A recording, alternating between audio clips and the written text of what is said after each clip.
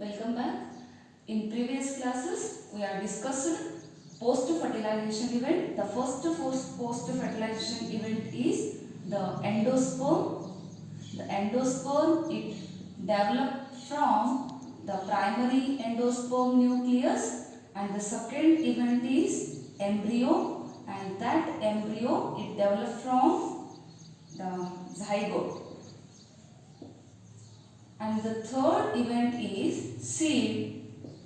The seed which develop from the ovule, and fourth one is fruit, and that fruit is developed from the ovary. In today's class I am going to discuss with third event, that is the seed it developed from the ovule, how the seed it developed from the ovule and how the fruit it developed from the ovary. Here the third event is seed. What is seed? Seed is a fertilized ovule.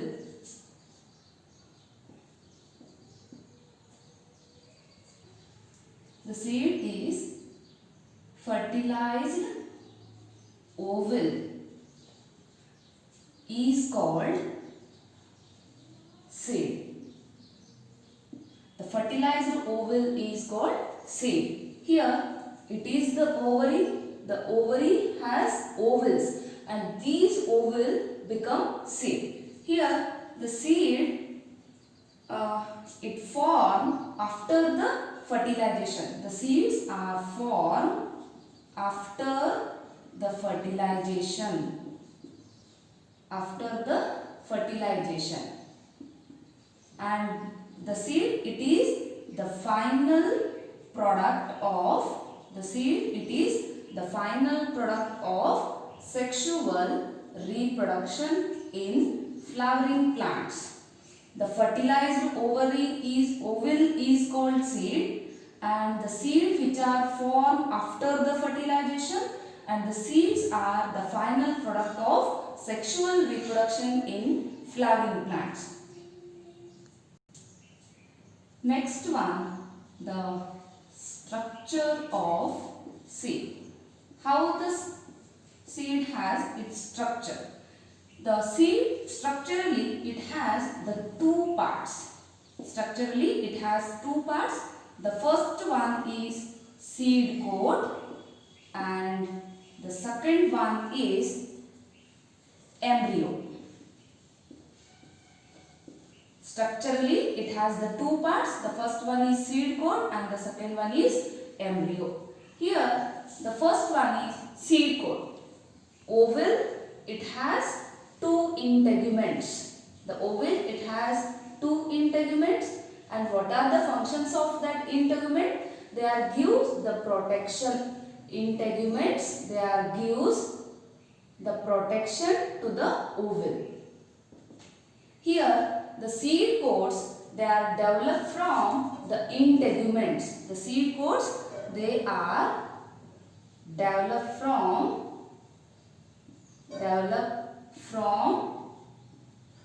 the integuments.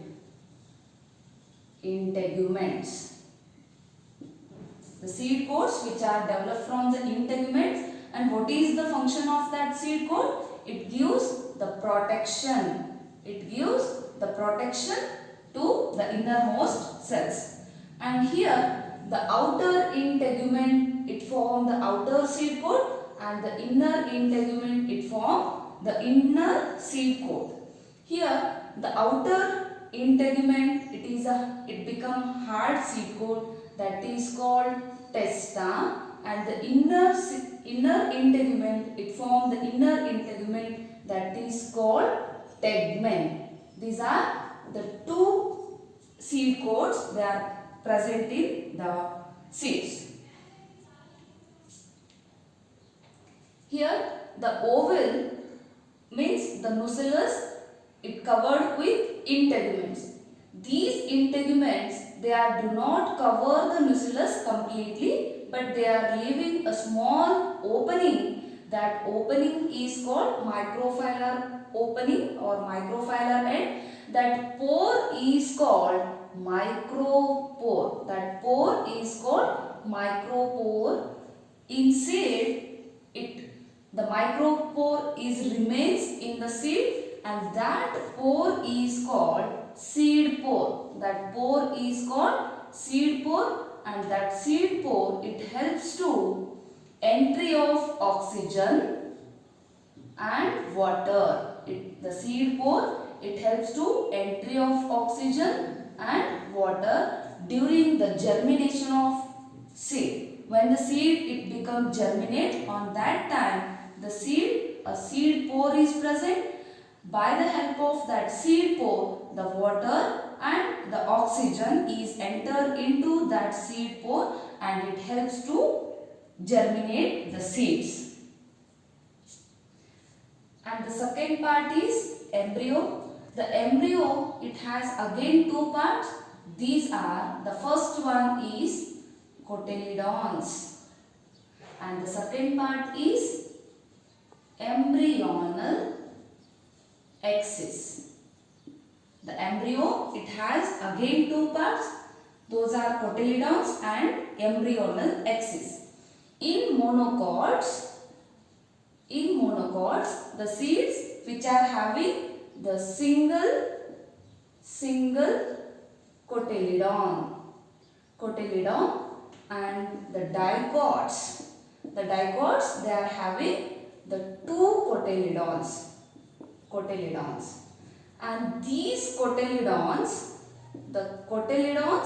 they are store the reserve food material. Cotyledons, they are store the reserve food material, and that reserve food material, when the seed it get germinate, on that time the cotyledon it supplies the food to the developing or germinating seed. Here the cotyledon is a fleshy because of it store the reserve food material. Within the embryo, the cotyledons are attached to a part, and that part is called embryonal axis. Here within the embryo, the cotyledons are attached to a part, and that part is called embryonal axis. The embryonal axis we already learned in the development of embryos. The embryo has two parts, cotyledons and embryonal axis. In monocots, the seeds which are having the single cotyledon. In dicots, the seeds which are having the two cotyledons. On the basis of these cotyledons, the monocots and dicots will be divided. The cotyledons, they are store the reserve food material, and that reserve food material it helps to, when the seed get germinate, on that time the cotyledons, they are supplies the food to the germinating seed. And here within the embryo, the cotyledons, they are attached to the part of embryo, and that is called embryonal axis. That is the structure of seed. Based on availability of endosperm, the seeds, they are divided into two types. The seeds which are divided into two types, those are, first one, eggs albuminous seeds, and second one, albuminous seeds.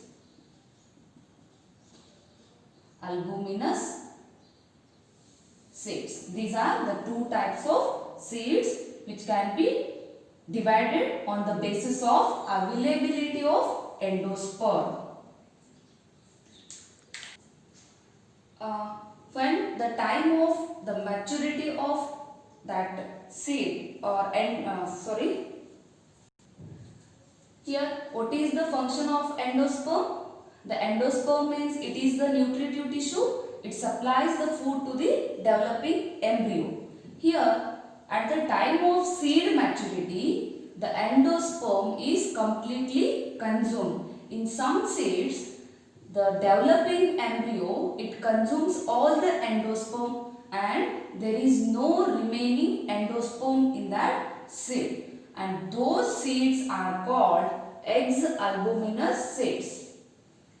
The seeds which don't have the endosperm, it means the endosperm it completely consumed to the developing embryo. Those seeds are called eggs albuminous seeds. For example, groundnut, and pea.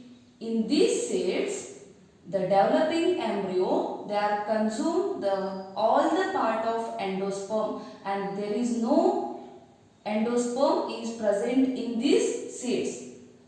Those seeds are called eggs albuminous seeds. And the second one is albuminous seeds. Albuminous seeds means here the developing embryo cannot complete the endosperm. It cannot consume the complete endosperm. It means the some part of endosperm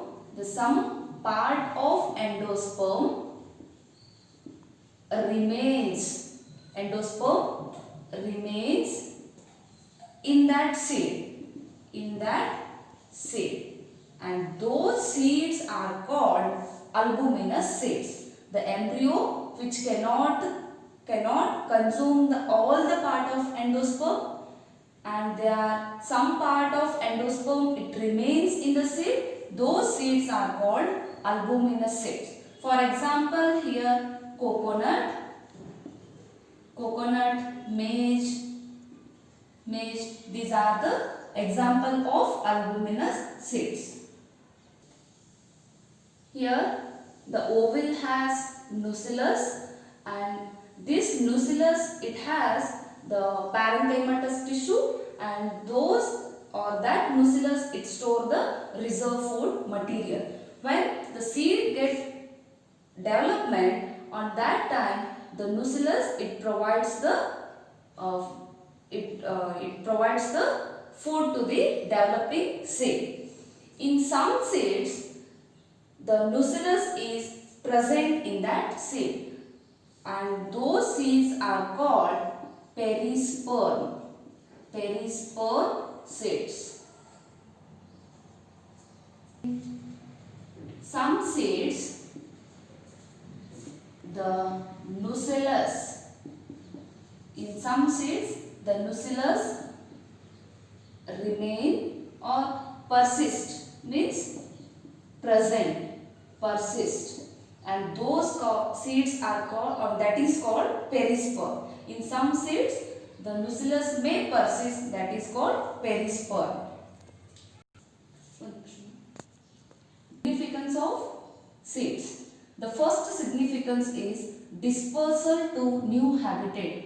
The seeds which have the ability to dispersal means the seeds which are moved from one place to another place, and habitat means the other place, and when they get moved to the other habitat they get developed into new plant and they have the food reserve capacity. It supports the growth of seedlings. And the third one is genetic recombination. Here the seeds which are developed from the help of sexual reproduction, it means the genetic characters, it has both parents characters and that's why it helps to variation. And the next one, the basis of our agriculture. The seeds which are the main basis of our agriculture, and some mature seeds we can store for the purpose of food, and also we are store to generate the new plants. These are the significance of seeds. Seed dormancy.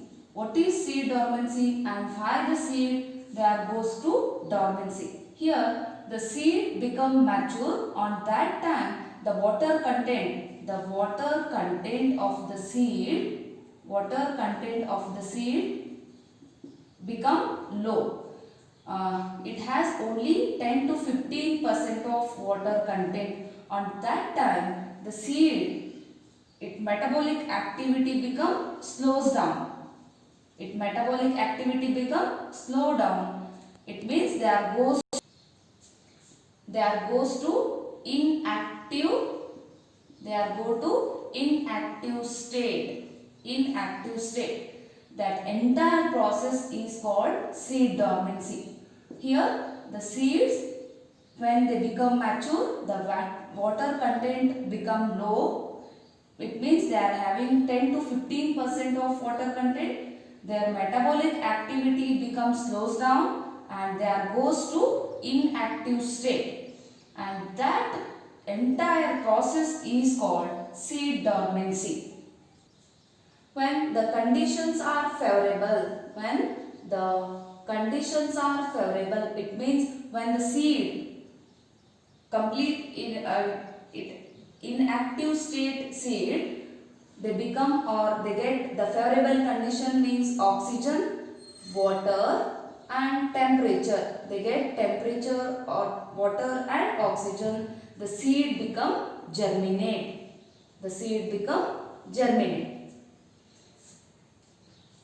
And the fourth event is fruit.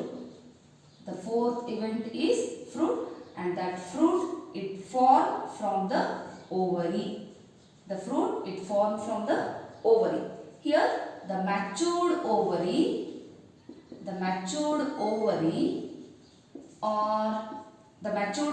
is called fruit, or the ripened ovary is called fruit. Here the fruit, it develops after the fertilization.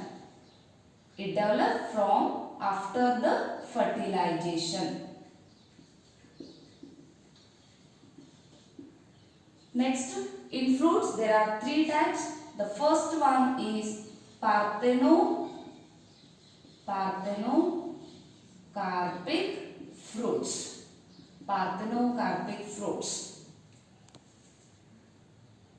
Parthenocarpic fruits means the fruits which form without fertilization. Those fruits are called parthenocarpic fruits. The fruits which are formed without fertilization, those fruits are called parthenocarpic fruits. And those fruits are also called seedless fruits. Why the parthenocarpic fruits are called seedless fruits? Because in this the ovals cannot be fertilized. That's why these fruits, they don't have seeds, and that's why the parthenocarpic fruits are called seedless fruits. For example, banana. This is the parthenocarpic fruits. And the second one is false fruit. False fruits means the fruits which are formed other than the ovary. For example, thalamus.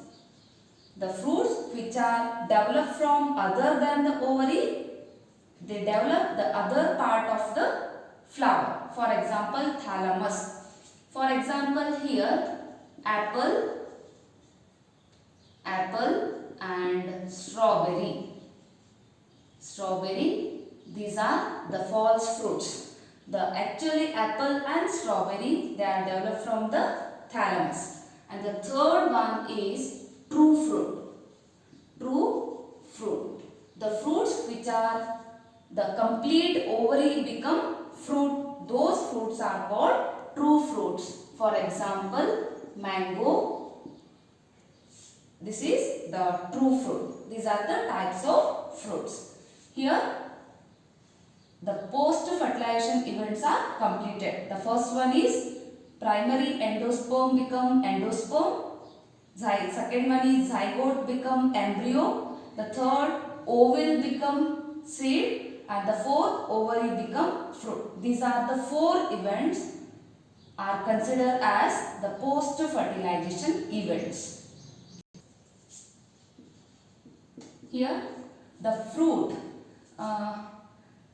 the ovary, it become fruit. The ovary wall become fruit wall. The ovary wall become it become fruit wall, and that is called pericarp. That is called pericarp. The ovary wall become fruit wall, that is called pericarp. Here the parthenocarpic fruits,